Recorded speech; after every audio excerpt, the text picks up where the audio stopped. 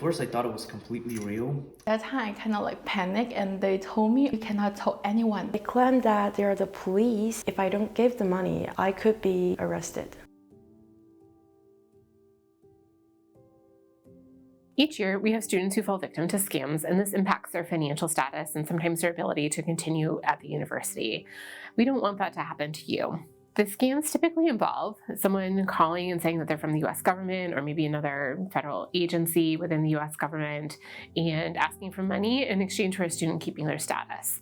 And that just doesn't happen. The US government will not call you or will not contact you while you're here in the United States and ask you for money in exchange for keeping your status. If you receive a threatening call or message from someone claiming to be a government or law enforcement official, you should do the following. Number 1, guard your personal and financial information. Number 2, attempt to obtain the caller's contact information, for example, their phone number or their email address.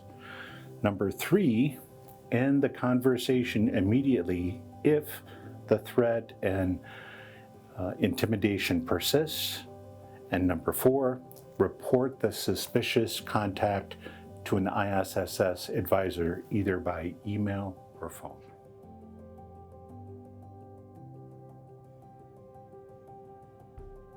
I got like 4 or 5 phone calls from the same number, and I thought it's urgent things or like emergent things because that's why like people are calling you so many times. And I call him back. I don't know why I call him back, but I call him back. So they're saying, oh, you need to like contact us in like 24 hours. I need to send this like bill money to like keep me here.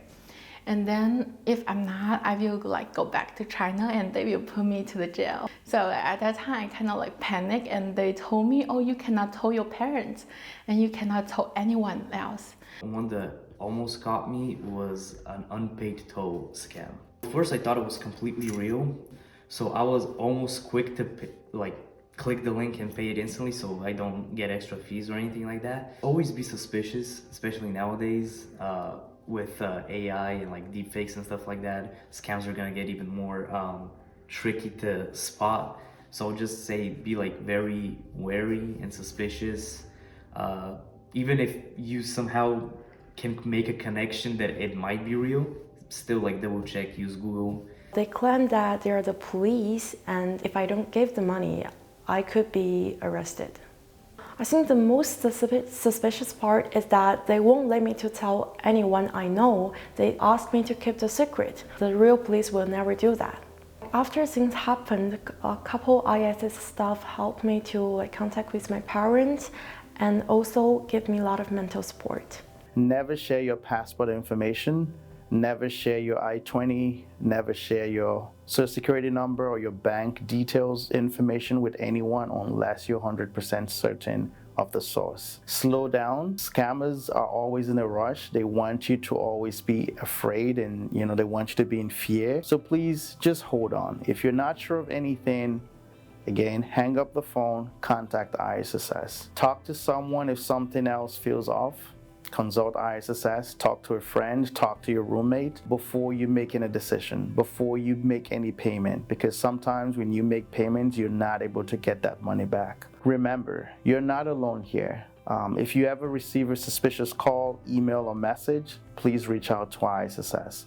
It is always better to double check than to respond in panic. Scammers succeed when people feel isolated and afraid.